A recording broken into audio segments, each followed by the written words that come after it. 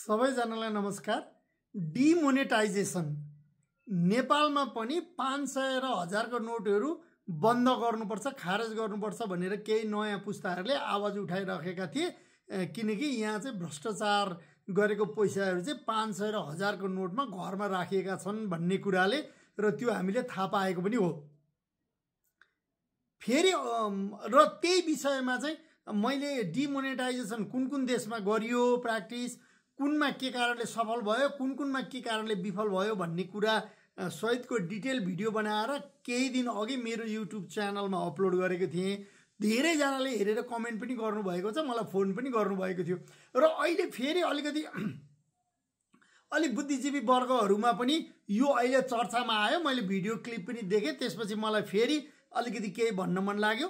त्यसले गर्दाखेरि म के भन्छु भने नेपालको ग्राउन्ड रियालिटी, गाउँसम्मको ग्राउन्ड रियालिटी पहिले बुझौँ।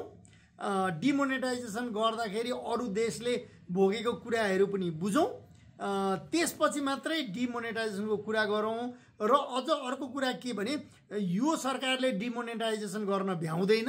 5 महिनाको समय बाँकी छ, चुनावी सरकार हो, अरू प्रायोरिटी छन् र यसको लागि अध्ययन पनि धेरै गर्नुपर्छ र यसले सिर्जना गर्न सक्ने सम्भाव्य अप्ठ्याराहरूलाई ट्याकल गर्ने पनि सबै कुरा तयारी हुनुपर्छ र छिमेकी राष्ट्रमा जस्तो मान्छे भोकै पर्ने अवस्था नहोस्।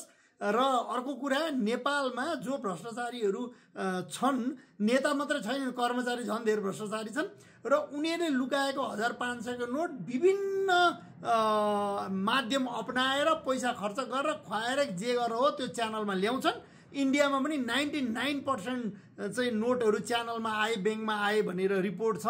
त्यसले गर्दाखेरि यी सबै कुरालाई मध्यनजर राखेर मात्रै फेरि हामी चाहिँ यो नोटबन्दी अथवा 1500 को नोट क्यान्सल गर्ने भन्ने रूपमा पुगौँ भन्न चाहन्छु।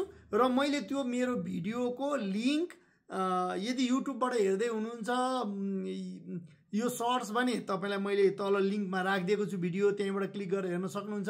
यदि टिकटकबाट हेर्दै हुनुहुन्छ भने टिकटकको फर्स्ट कमेन्टमा मैले भिडियोको लिङ्क राखिदिएको छु, हेर्नु होला, कमेन्ट गर्नु होला। चित्त बुझेन भने फेरि छलफल गरौँ अनि त्यो आधारमा मात्रै त्यसलाई सपोर्ट लिएर मात्रै हामी डिमोनेटाइजेसनको कुरा अगाडि बढाउँ कि भन्ने लाग्यो। सबैलाई धेरै धेरै धन्यवाद।